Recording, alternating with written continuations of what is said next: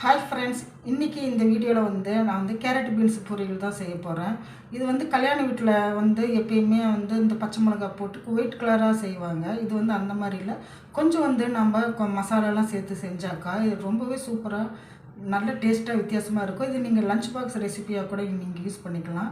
So அந்த அளவுக்கு இந்த ரெசிபி ரொம்பவே சூப்பராக இருக்கும். சிம்பிளாகவும் இருக்கும். சீக்கிரமாக 5 நிமிஷத்தில் செஞ்சிடலாம். இப்போ வாங்க அதை எப்படி செய்கிறதுன்னு பார்க்கலாம். இந்த இடத்துல இவ்வளோ வெளிச்சமாக இருக்குது. என் கிச்சன் ரூம் ஆல்ரெடி நான் காட்டியிருக்கேன். அங்கே ரொம்ப வெளிச்சமே கம்மியாக தான் இருக்கும். ஸோ அதில் தான் நான் எப்படியாவது எடுத்து நான் வீடியோ போடுறேன். கேமராவில் இருக்கிற அந்த இதில் லைட்லேயே ஆன் பண்ணி தான் போட போகிறேன். ஸோ கொஞ்சம் அப்படி இப்படி இருந்தால் அட்ஜஸ்ட் பண்ணிக்கோங்க. ஆனால் ரெசிபி இதே மாதிரி ஃபாலோ பண்ணுங்கள். ரொம்பவே நல்லாயிருக்கும்.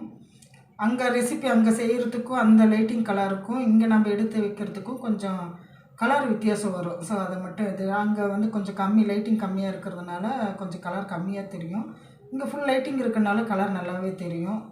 ஸோ எதுக்கு இதெல்லாம் சொல்கிறேன்னா, அங்கே இங்கே கொஞ்சம் வித்தியாசம் இருக்கேன்ட்டு பார்க்குறவங்க நினச்சிடக்கூடாது அப்படிங்கிறதுக்காக தான். இதில் வேறு எந்த கலரெல்லாம் சேர்க்கல, ஒரிஜினல் கலராகவே வரும். நீங்களும் இதே மாதிரி இதை பார்த்துட்டு நீங்கள் இதே மாதிரி ட்ரை பண்ணுங்கள். ரொம்பவே சூப்பராக இருக்கும் இந்த ரெசிபி. வாங்க இப்போ ரெசிபிக்குள்ளே போகலாம். இப்போ நான் ஒரு கடாய் வச்சு 2 டேபிள் ஸ்பூன் எண்ணெய் சேர்த்துருக்கேன். இது நல்லா சூடான வாட்டி நாம் தாளிப்புக்கு சீரகம் இல்லைன்னா சோம்பு சேர்த்துக்கலாம்.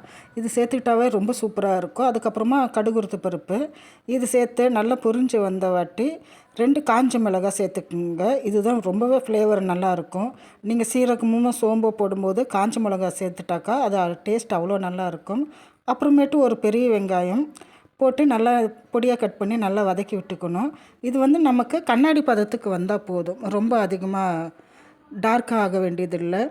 இந்த மாதிரி பொடி பொடியாக கட் பண்ணி வச்சுருக்க கேரட் பீன்ஸு போட்டு நல்லா கலந்து விட்டுக்கலாம்.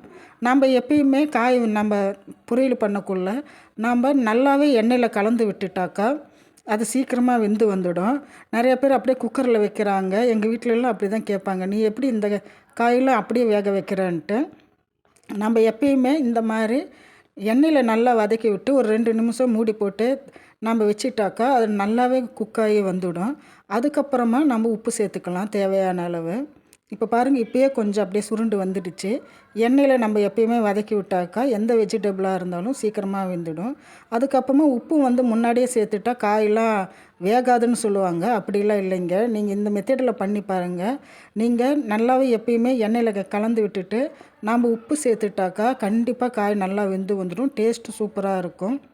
உப்பு சேர்த்துட்டு நல்லா வதக்கி விட்டு ஒரு 2 நிமிஷம் தட்டு போட்டு நம்ம மூடி வச்சிடலாம். இந்த மாதிரி நீங்கள் பண்ணி பாருங்கள். எந்த காயாக இருந்தாலும் நல்லாவே குக் ஆகிடும். இது தாங்க இந்த மசாலா, இந்த காயோட டேஸ்ட்டு. நான் இதுக்கு கறி மசாலா சேர்த்துருக்கேன். மிளகாத்தூள் கொஞ்சம், மஞ்சள் தூள் 1.5 ஸ்பூன் தனியாத்தூள் சேர்த்துருக்கேன். இந்த பொரியலுக்கு நீங்கள் இந்த மாதிரி கறி மசாலாவோ இல்லையோ சிக்கன் மசாலாவோ நீங்கள் சேர்த்து செஞ்சு பாருங்கள். அவ்வளோ சூப்பராக இருக்குங்க. இதில் நம்ம கேரட்டில் எப்பயுமே கொஞ்சம் இனிப்பு தன்மை இருக்கும். பீன்ஸில் இந்த மசாலாலாம் ஒட்டாது. ஆனால் நீங்கள் இந்த மாதிரி செய்யக்குள்ள ரொம்பவே நல்லாயிருக்கும்.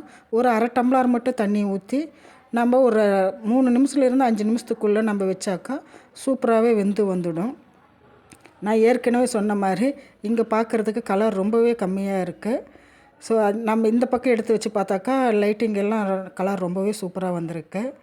இப்போ பாருங்கள், தண்ணியெலாம் நல்லாவே சுண்டி வந்துடுச்சு. இந்த இதில் நாம் துருவி வச்சுருக்கிற தேங்காயை சேர்த்து நல்லா கலந்து விட்டுடலாம். பாருங்கள், அப்படியே பஞ்சு போல் வந்துடுச்சு. கேரட்டு பீன்ஸு பொதுவாக இந்த மாதிரி எண்ணெயில் நல்லா வதக்கி நீங்கள் செஞ்சாக்கா சீக்கிரமாகவும் ஆகிடும், நல்லாவே வெந்து வந்துடும். இப்போ தேங்காய் சேர்த்து ஒரு 2 பெரட்டிட்டு நாம் எடுத்துடலாம். இப்போ பாருங்கள், இது தாங்க ஒரிஜினல் கலரு. அங்கே நமக்கு அவ்வளோ லைட்டாக தெரிஞ்சிச்சு. இந்த நம்ம மசாலா பொடியெல்லாம் சேர்த்துருக்கிறனால இந்த கலர் தான் ஒரிஜினல் கலரு. டேஸ்ட்டு அவ்வளோ சூப்பராக இருக்கும். சாம்பார் சாதத்துக்கு, தயிர் சாதத்துக்கு, இதிலே நீங்கள் வடித்த சோறை நல்லா பெரட்டி கொடுத்துட்டாக்கா லஞ்ச் பாக்ஸ் ரெசிபியாக கூட யூஸ் பண்ணிக்கலாம்.